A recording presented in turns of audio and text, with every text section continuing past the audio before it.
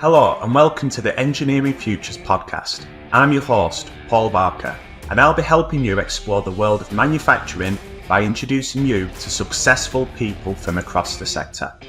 We'll touch on everything from personal experiences and professional challenges to contemporary issues affecting the sector, careers advice, and practical steps for employers who are looking to attract the top engineering talent. Join us as we get to know the people who have made a difference within the sector. Welcome to the latest episode of the Engineering Futures podcast. I'm delighted to have Kate Ambrosi as my most recent guest. How are you, Kate? I'm very well, thank you, Paul. Good. So, Kate, if you can just kick off just by kind of introducing yourself, just letting everyone know who you are and what you do. Yeah, so I'm Kate Ambrosi. I'm the Deputy Chief Exec and Director of Education at the Baker Deering Trust. So that means that I work with all 44 of our UTCs across England, which is circa 20,000 students. And we work together to make sure that we're offering really, really high quality technical education to our young people. Okay, so I think, in terms of the UTCs, and we can get into this when we start, but the UTCs to me feel like the country's best kept secret in some ways when it comes to the work that you are doing to get young people ready for the world of work. I've seen examples of this over the past few months through some engagement with the UTCs, and I think they are phenomenal places, really. But we can get into that as we go. So, Kate, we'll just kick off by let's rewind, go back to 16-year-old Kate. She's at school, done her GCSEs. What's going through her head at that time, and what was the decisions and the next steps she made? When I was 16, I wanted to be a teacher. So I was definitely aiming into education. I had some incredibly inspiring teachers in my school, my secondary school, and I wanted to be like that. I knew what impact education had on young people. I knew that teacher was absolutely essential, and I really wanted to be that. I wanted to inspire other young people to learn more and to be excited about learning and developing their skills. So yeah, I was on course to teaching even when I was 16.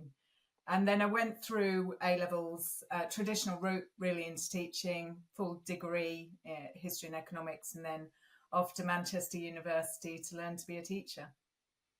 Excellent. And what, in terms of, when you talked about that you were inspired by teachers at school, what teachers were there? Who were they? And what was it about them that kind of made such an impression on you? Because to know that you want to be a teacher at 16, I think is quite, I don't know, is that unusual? I'm not sure, but it seems like quite a young age to think that that's what you want to do and then to do it. I think it probably is more unusual than we'd hope. I think teachers are not encouraging to young people to be teachers. And I'm not suggesting for one moment my teachers encouraged me to do it either. But they did inspire me. So I had my economics and history teachers were exceptional. They were really interested in what they were teaching and really made it interesting and relevant. So history had modern history in it, in the curriculum, which meant that I more fully understood what was going on in the world. Economics, I taught economics quite a lot in my teaching career, and I truly believe that you need to understand your economy and your role in it and the way the global economy is shifting and what to expect. So they were very clear. You will be entering the workforce during a recession. You need to prepare for that. And that was when we were at school. Obviously, economic cycles haven't followed precisely the pattern my teachers had in mind. But I did enter the workforce during a recession. They were completely right. And it's always good to enter teaching during a recession, of course, because that it's a secure employment. But it's a very competitive time to enter because most people are looking around for secure employment. So when I left university and was going to Manchester to do my teacher training, it was a very popular career choice at that point. Really? So did you have family that had previously worked in education, or was this a new kind of pathway for within your household? I didn't actually. I didn't have anyone who I knew was a teacher other than my actual teachers. My family are my mum and my sister are nurses and midwives, so they're in the caring professions. But my dad was a buyer for various engineering companies. So no, it wasn't really in the family at all. Not even the broader family. It was just my teachers really that inspired me. And what was the first 12 months like working as a teacher, post kind of training?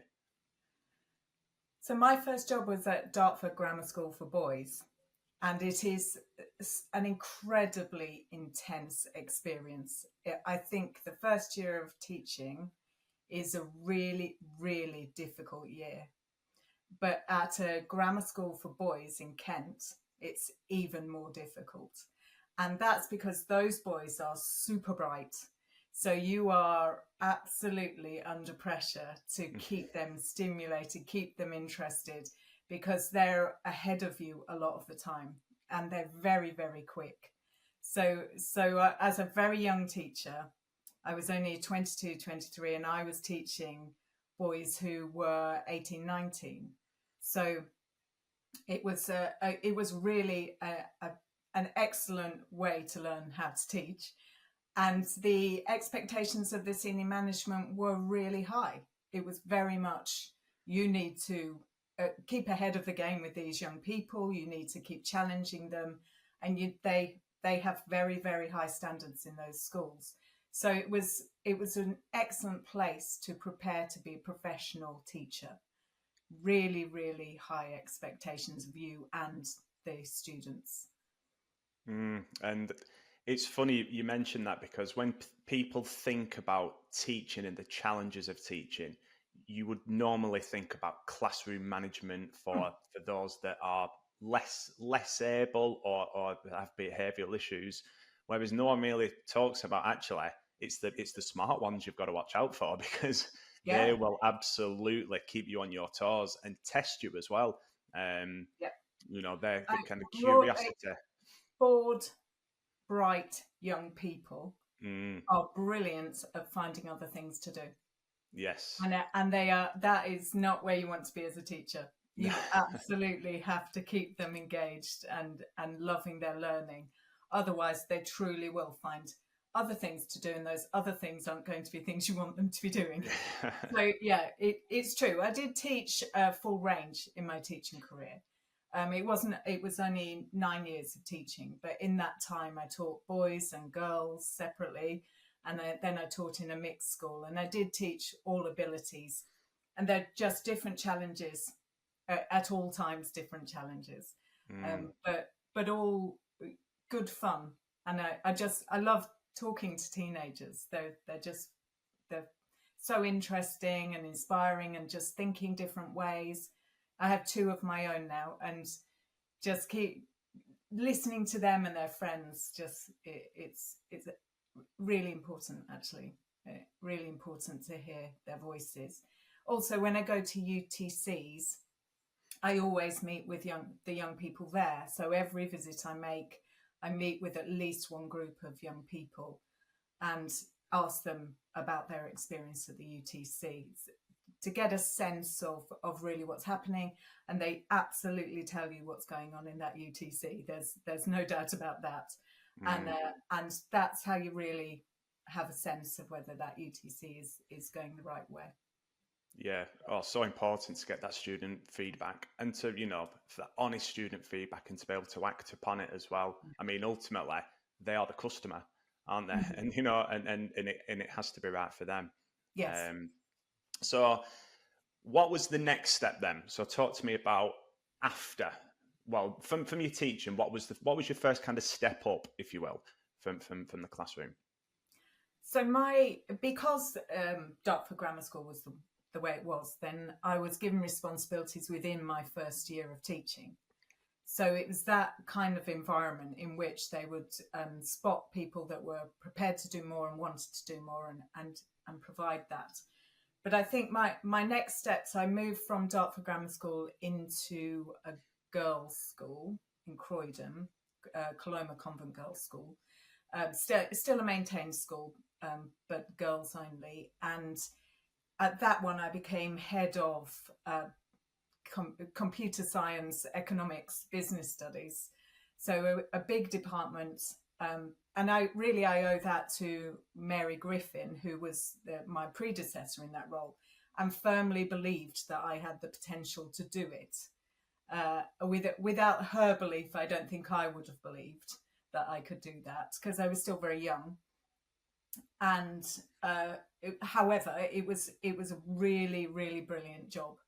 I was able to bring in lots of different types of education into that school. They were very open to vocational education, which to be fair to Dartford Grammar School, they also brought in vocational education while I was there, and I led on that programme too. So I did lots of things at Coloma, which just furthered my interest in applied learning and involving businesses in the learning of young people, and saw really where you could ignite passion through applying what they had learnt in A levels, not just in vocational qualifications, and again, they were a joy to teach. So very mixed ability, but regardless, they were a joy to teach. And then from there, I moved into a mixed comprehensive school, still in Croydon, to take on a bigger middle leadership role. And out of that, then into Croydon Council, where again, another, I guess, I call them, rather than having a mentor or a particular person, I have stepping stone people who believed in me, perhaps more than I believed in myself. And at that point, I think Wayne Wright, who was my director at Croydon Council, he really believed that I had the potential to lead on work-based learning at the council and improve the quality of it. It was, I think, we had about a 10% pass rate in our apprenticeships at that point. So what could we do about that? How could we get the schools to understand apprenticeships better? So you can tell fairly early on in my career, I was already interested in these sorts of areas. And I was fortunate that Wayne believed that I could also do something about it. Mm. And I think that just goes to show, in terms of roles within education, and a big part of my job is to support educational establishments to recruit people from industry. And I think that there's so many misconceptions about what education is, but for me, and you're an example of this, your ability to progress and develop very quickly and rise up through the ranks, I think makes education quite unique. And then as well, to be able to move slightly out of it into kind of the skills sector as well. Very interesting and impactful careers. And clearly something that you've benefited from by having those people that's believed in you and progressed you on your way. Which is something that I think is really good. And to have that level of responsibility from an early age, I think is really good as well. And I don't think we see that enough now. I think there's people tend to think, oh, well, you need more experience and you've got to do this. And I disagree with that. I think it's find capable people, make them believe in themselves, give them the chance to prove themselves, and then watch them flourish. Yes, I agree.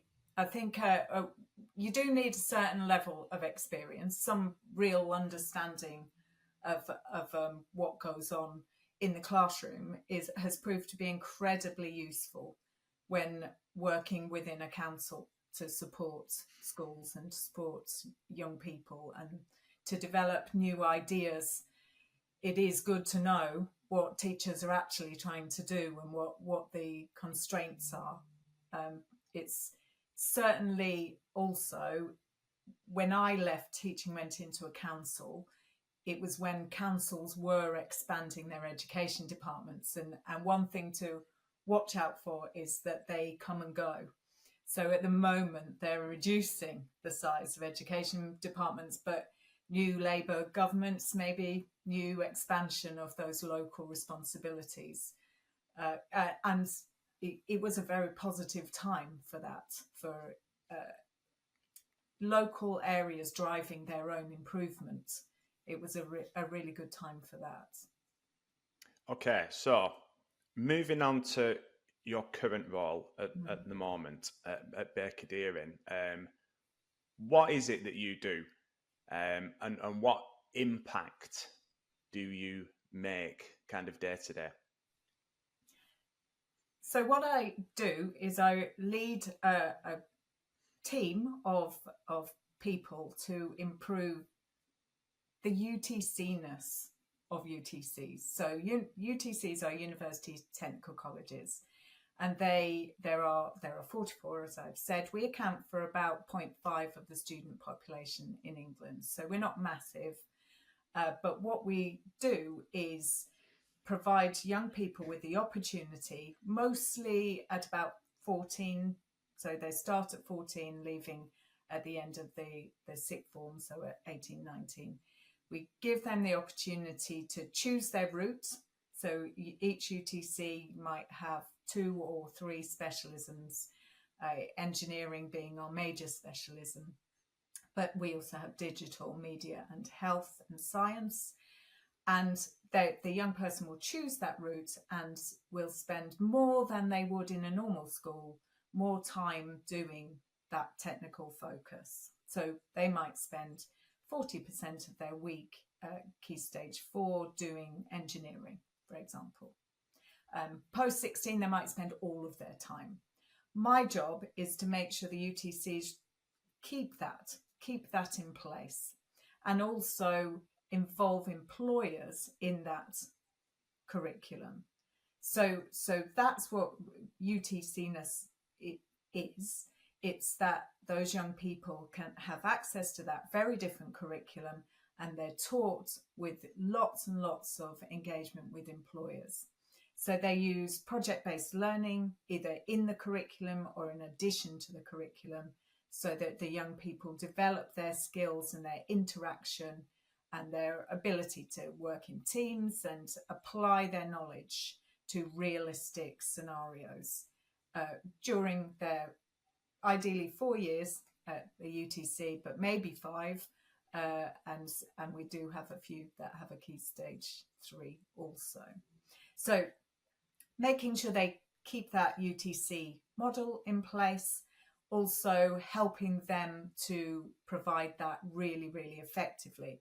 So my team will run projects across the UTCs. So maybe just 2 UTCs, but it can be 10 or 15. We run competitions across UTCs. We have amazing events where we bring young people together to showcase their work and to really show off to employers and to each other about what they've been achieving in their UTC, and so that we can build that community of young people. And we also provide additional training to UTC staff. So teachers in UTCs need to teach differently, and they will come from perhaps a normal school where they've been teaching a qualification to get the best grade possible. And while we definitely want our young people to get the best grade possible, we also want them to develop their employability skills and make good choices about careers during their time in that workshop. And they do that by involving the employers in the education and giving those young people as many opportunities as possible to show off to them and to demonstrate how brilliant they are. Some UTCs get their young people to understand that it is like one continuous job interview.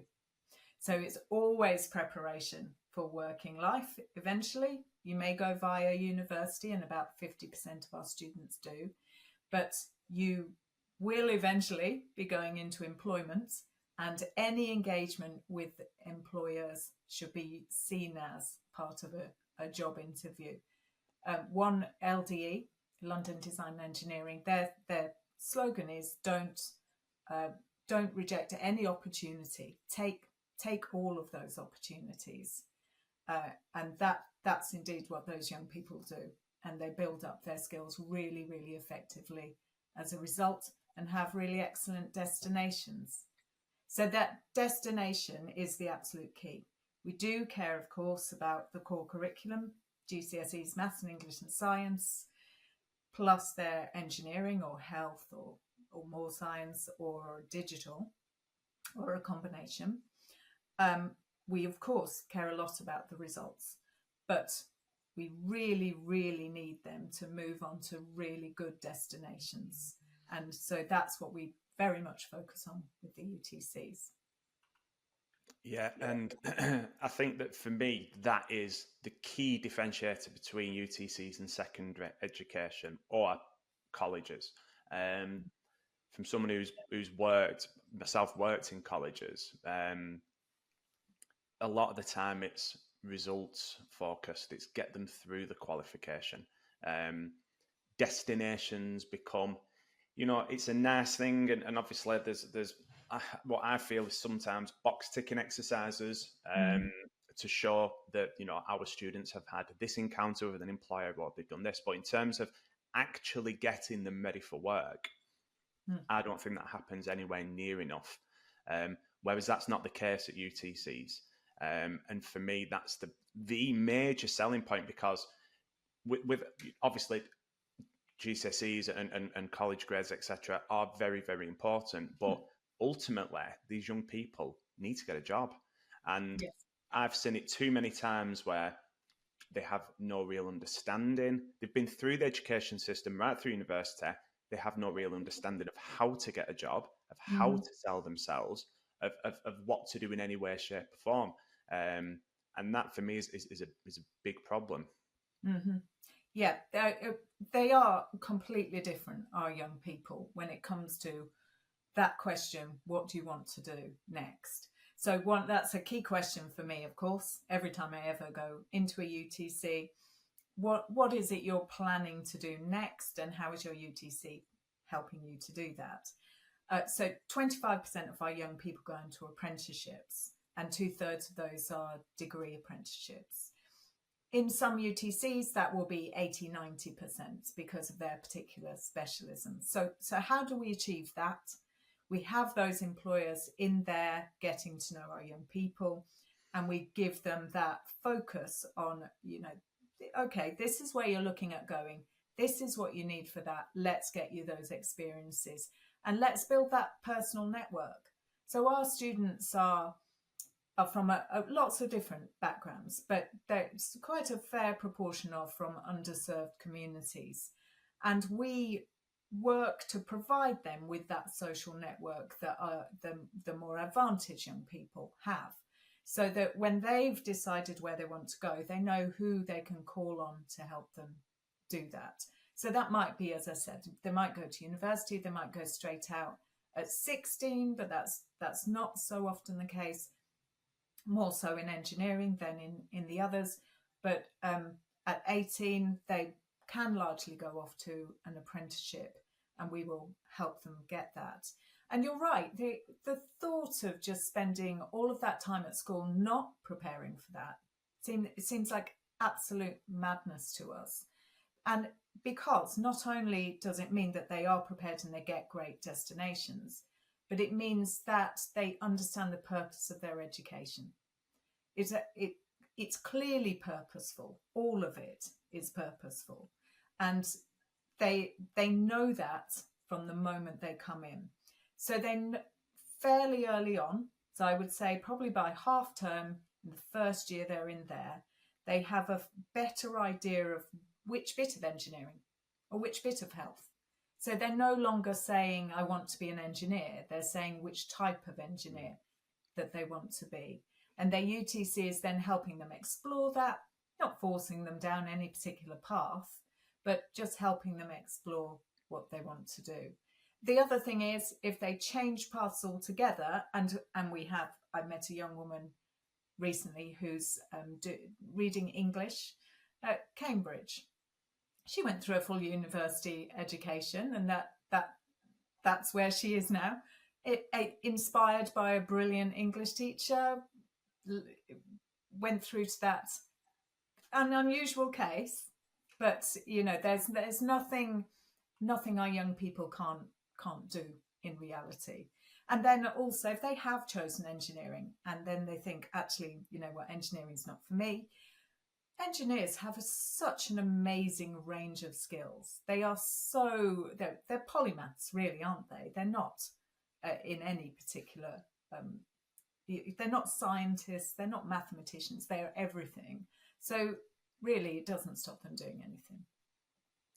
Yeah, and I think that, everything you say there is so right. And do you know what? It's so simplistic as well. And this is the thing that really frustrates me, because ultimately we need young people to be aware of themselves, aware of what their strengths are, of what their qualities are, what their attributes are. They need to be able to evidence that in some way. And they need knowledge in terms of what the next steps are. And it sounds really simple, because it is really simple. And, but it's lacking. It really is. I used to work as head of sales and recruitment for apprenticeships at a college. And so I had the kind of apprenticeship recruitment target on my head, my team. And we used to get all the school children would come to our college, because they've been told that's what they need to do to get an apprenticeship. You go to your local college and you'll have an interview with them, and then they'll find you an employer. And you would be amazed how many young people would sit in front of me and my team, and I would just say to them, right, just tell me a little bit about yourself. And they couldn't do it. They couldn't answer that question. Or okay, you've applied for an engineering apprenticeship. Just tell me what it is about engineering that interests you. Couldn't answer that question. And I'm thinking, what is going on here? Because these young people are capable without a shadow of a doubt. But we couldn't progress them to the next stage. We couldn't take that young person and put them in front of an employer, because it'd just be a car crash. It'd be a disaster. So what happens is they get put on a full, well, okay, I know you've come in for an apprenticeship. Actually, you're not quite ready yet. We're going to put you on a full-time engineering course. So they end up leaving on this course that they never wanted to sign up to in the first place. And it's like, who's spending time with this young person? So what you talk about there, about their knowledge, their understanding what the next step is, that's all that an employer wants to see and hear at the interview stage. They want a young person in front of them that is confident, that knows a little bit about engineering. They don't need to know loads. And has got some kind of portfolio or something to show that this is what I've done.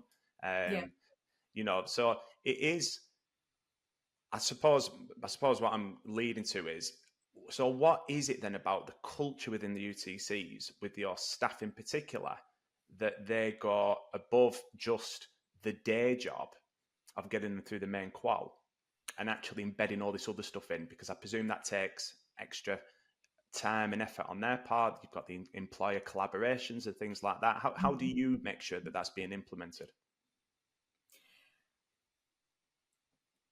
You talk about the day job, and the reality is it is the day job. So you're right. If they were in a different school, they might be able to not involve employers in their teaching. But in a UTC, that it is the day job. That is what they need to do. And once they're over maybe the surprise, but there should be no surprise because it's part of the recruitment process. But once they're in, they are supported to do so by the UTC itself. The UTC leadership has that firmly in mind. When we come to the UTC, we do trustee visits. So our trustees go out to our UTCs. They get a visit once every 3 years or so to check that the UTC-ness is in place, that they are involving employers in their education. I and my CEO also spend time doing that, but I have a team of people helping the UTCs to do it also, to find the employers if they need more, which they really always do, to enhance their offer or to fill a particular gap. So we can help with that, and we particularly help on a national scale. So we've engaged, for example, Amazon, who want to work across the piece to recruit various types of engineers, with Network Rail, who've been involved in the past but now are coming on in a national sense. We've worked with AstraZeneca and Accenture and a whole range of big national companies that want this workforce. But the key thing is that the teachers see that it's actually better to teach this way. So I did it myself. So I could teach business studies, for example, or IT or economics without any business involvement at all when I was a teacher, because none of my schools were looking for that. But I brought them in anyway, because the young people were so inspired by that experience, where I could see that what they were learning was real and could then bring in real examples into their work in a way they knew that other young people weren't able to do. So it's much more motivating for the young people. They absolutely learn what they're supposed to be learning more effectively if they've applied it to a realistic scenario. And expectations of employers can be quite different. So we run, for example, we're running a project which is an immersive, the young people are developing an immersive experience using VR, and it's to help people who work with patients with dementia to understand what it's like to have dementia. So our young people are doing that with a client, Anchor Housing, and they have until the end of this month to complete their coursework. So it's a piece of coursework, a VR technology. And they had to do lots of research into dementia, and they've also worked with health students. So these are computing students. They work with health students also to learn more about dementia. And they've learned also from a dementia specialist for Anchor. So their deadline is summer for their coursework, but their real deadline is December. So their December deadline is for their actual client. And by the time we get to December, it needs to be a real working prototype that they could use to upskill their workforce and our health students to understand dementia. So that different set of expectations changes things for those young people, much like work experience does. So the expectation that you will act like a professional person just changes attitudes for young people. And in fact, our whole behaviour approach is that you are preparing for working life, so you need to be professional. You turn up to school because if you don't turn up to work, you lose your job. You come on time because that's how you've got enough time to fulfill your professional role. You know, you talk to other people, your peers and adults, in a respectful manner, because that's what professionals do. We are preparing young people for working life, and they respond accordingly. They are motivated by it. So yes, it's a bit more effort for our teachers, and while that's supported by their own colleagues and by us, it's still more to do. They get better outcomes as a result. their young people are more motivated, they work harder, and it's more fun. So why isn't this kind of the norm for the wider, education? Why have you got the UTCs that are operating this fantastic model, which for me is just win-win, and then you've got a more popular secondary education model, which is just full of holes? Why? What's your what's your thoughts? What's your thoughts on that? That's a really good question. I think at the beginning you described UTCs as the best kept secret, and I think that maybe we have been keeping what we do well and how effective that is quiet. We are trying to expand the rest of the sector's understanding of what we do and why it's effective. And so we do speak at events, and we do bring people in, and because a lot of UTCs are now in multi-academy trusts, they are really experiencing what are the strengths of a UTC and why their other schools should learn from it. So there is more coming from that. But we have had a long period of time when schools are measured in very particular ways, and they're measured so very clearly on maths, English, science, plus very particular GCSEs in Progress 8 measurements. And so technical and creative subjects have been competed out of that, and it's all about results in that set of subjects, and all the pressure on the teachers is to deliver in a way that they know will get results, and it's all about results. And they were often or mainly taught in this way. They were taught in a very traditional way, and now they're teaching in a very traditional way. We think that might change under the Labour government, that it may bring in technical and creative subjects into Progress 8. So for the mainstream, that will be important. UTCs aren't assessed on Progress 8. So that, I think, has become more and more important for them. So they don't have to do the full. They don't offer languages very often, for example. Some of them don't offer hardly any of them offer music and drama.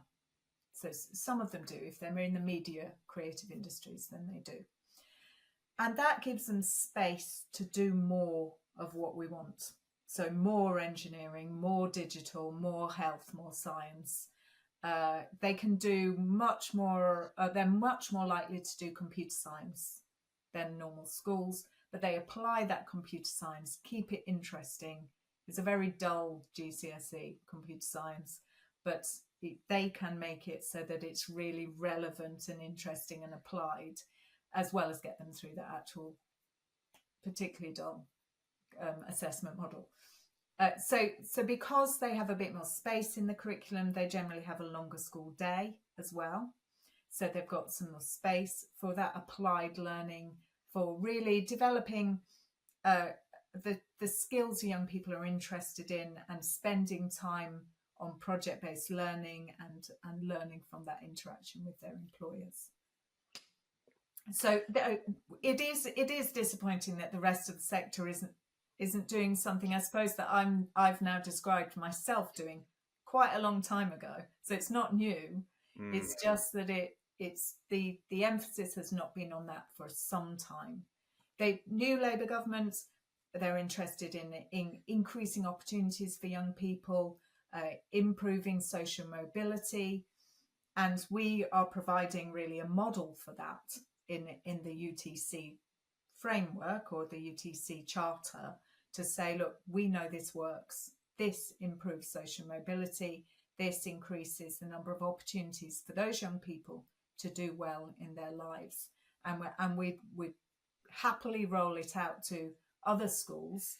And we have a model which we currently call the sleeve model to do that.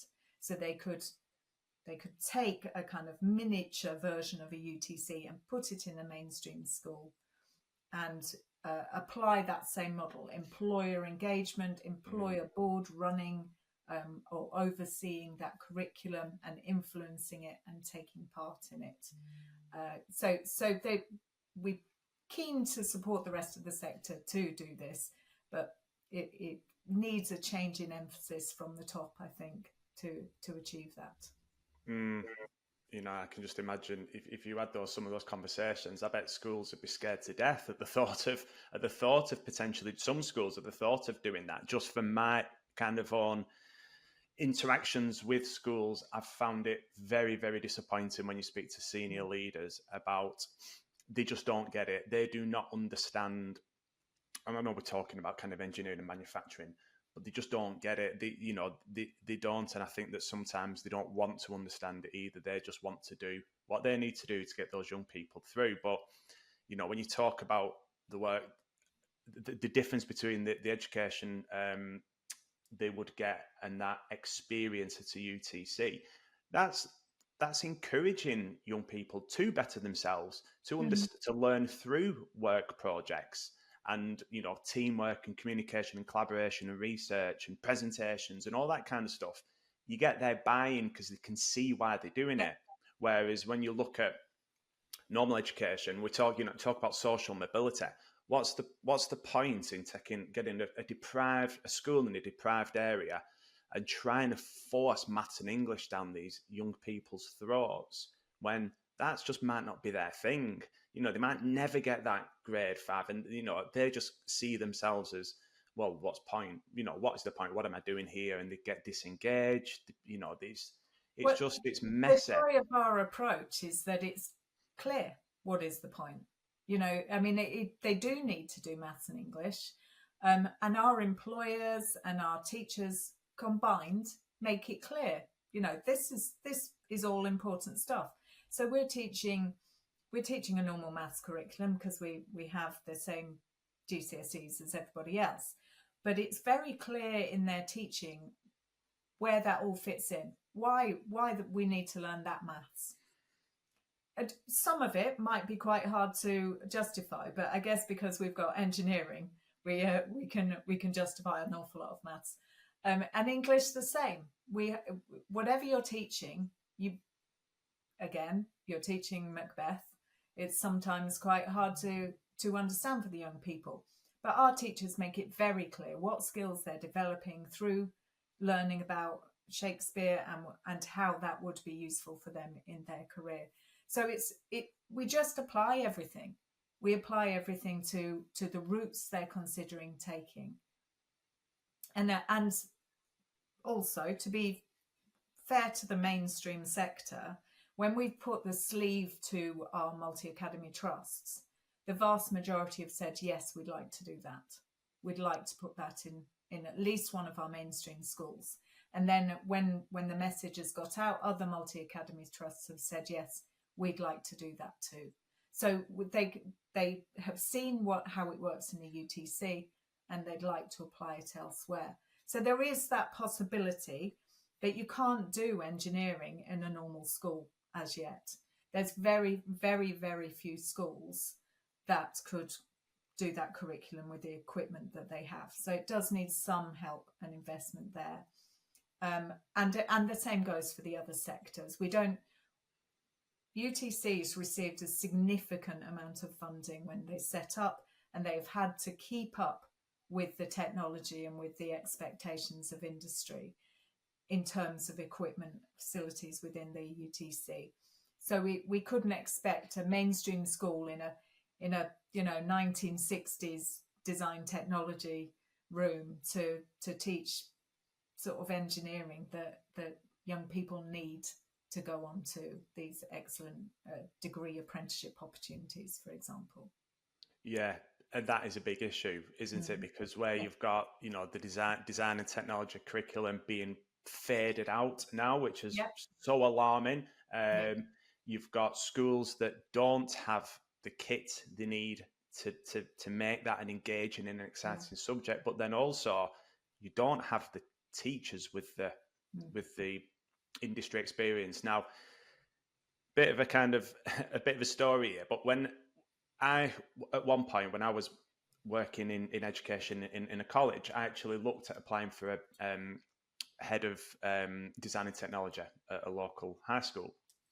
I thought to myself, oh, this, they'll absolutely, like, they won't believe it when I apply. I've got 20 years of industry experience. I've got a PGCE, teaching experience, managerial experience within the college.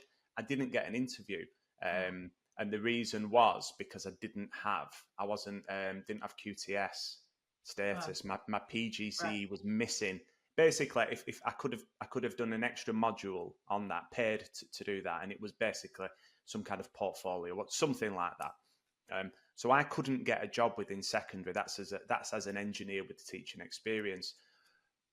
For me, something has to be done about how we can transition people from industry into secondary education. That is very, very difficult to do, almost impossible, because if they don't have that teaching qualification, then they'd have to come in as a non-qualified teacher route and all that kind of stuff.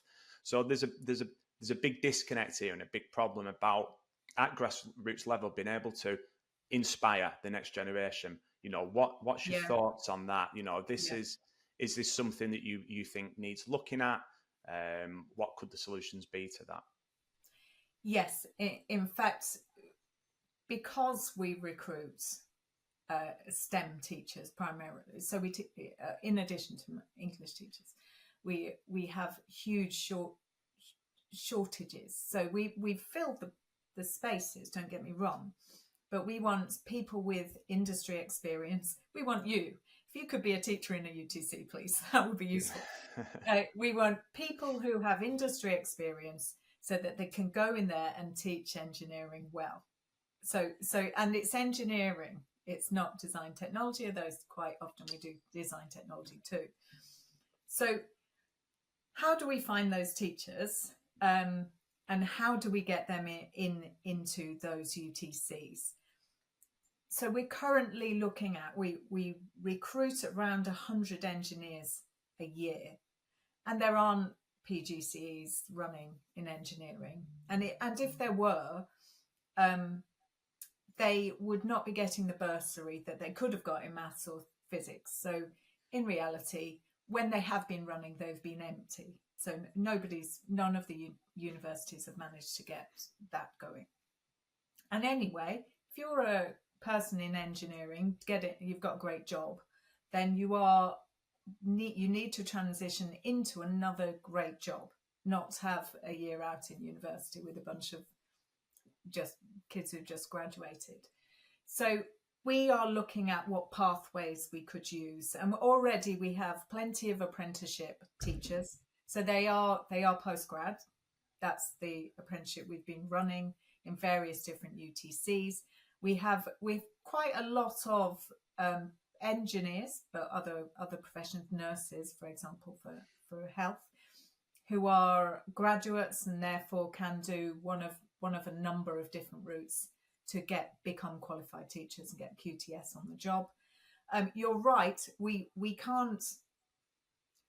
often can't meet the salary requirements of engineers.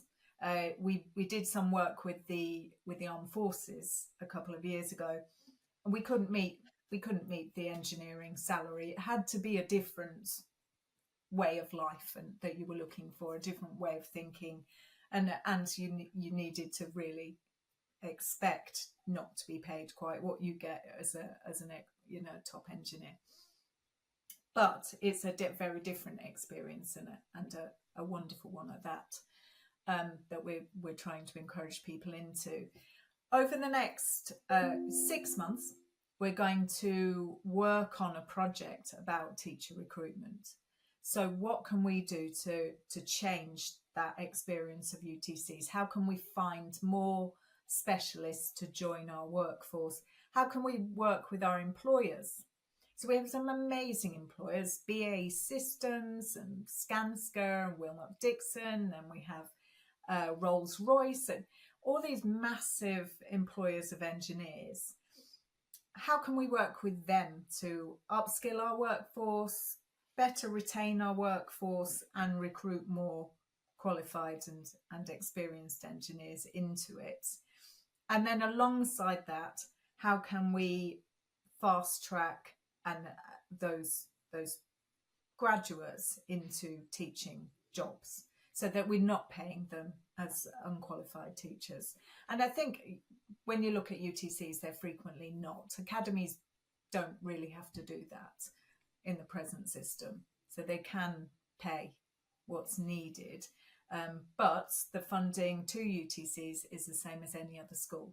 So particularly at Key Stage 4, there's a particular bugbear of ours. We're teaching engineering. We have 25 lathes to maintain and to keep up to date. At top level computers, we have CNC machines and CAD, and we have VR and AI. We're keeping up with all of that for Key Stage 4, and we get the same funding as people that are doing history, economics, languages, all the same funding, and absolutely not the same expectations and resource requirements. So it is a balance, isn't it? We want to pay more, we want to do more, but we don't have more funding. So we need to provide a better experience. Yeah, I think it's looking at ways to enable people to consider these careers, because they're fantastic careers. I've done it myself. I've gone from working as an engineer into education, and I absolutely loved it. So passionate about it. And it can be such a fulfilling and rewarding career. Yes. But yeah, I think more needs to be done to get people from the sector into these roles and make that transition as smooth as possible. But yeah, right. Well, listen, Kate, I could talk absolutely all day. I think this has been really, really enjoyable. I'm just conscious that we're just running out of time. Yeah. But the last thing to leave you with are, what goals do you have? So what does the next few years look like for you? Either personally, you might have something really super duper that you want to achieve in the next few years, or professionally. So, I mean, I have just been promoted to deputy chief exec. So I really, what that means to me and to Baker Deering, we're looking at the moment. So I think for me, I want to build that community of young people and of our teachers, and make it really more of an outstanding experience for both. For me personally, I am currently doing a master's in education. So I would like to finish it. It is hugely challenging. So it's about equality and equity and social justice in education. So really brilliant opportunity to reflect on what is the purpose of everything we are all involved in trying to do, and are we really achieving it, and what could we do to make it better for our young people? So it's a really fantastic thing to do, but it is certainly challenging to complete it and to the standard I'd like to be completing it. So yeah, if I could finish that and get a decent enough grade, that's enough for me personally. Yeah, wow, doing that part-time alongside very, very difficult. Yeah, yes. Thank goodness for the Open University. That's all I can say. Right, well, Kate, thank you very much for that. I found that was really, really insightful. Congratulations on the work that you're doing. I hope you continue to have success throughout the UTCs, and let's hope that the new government employs that kind of approach to education, because that's going to help us to overcome the skills gap and increase social mobility as well. Yeah, absolutely. Thank you. All right, Kate, thank you very much. Thank you.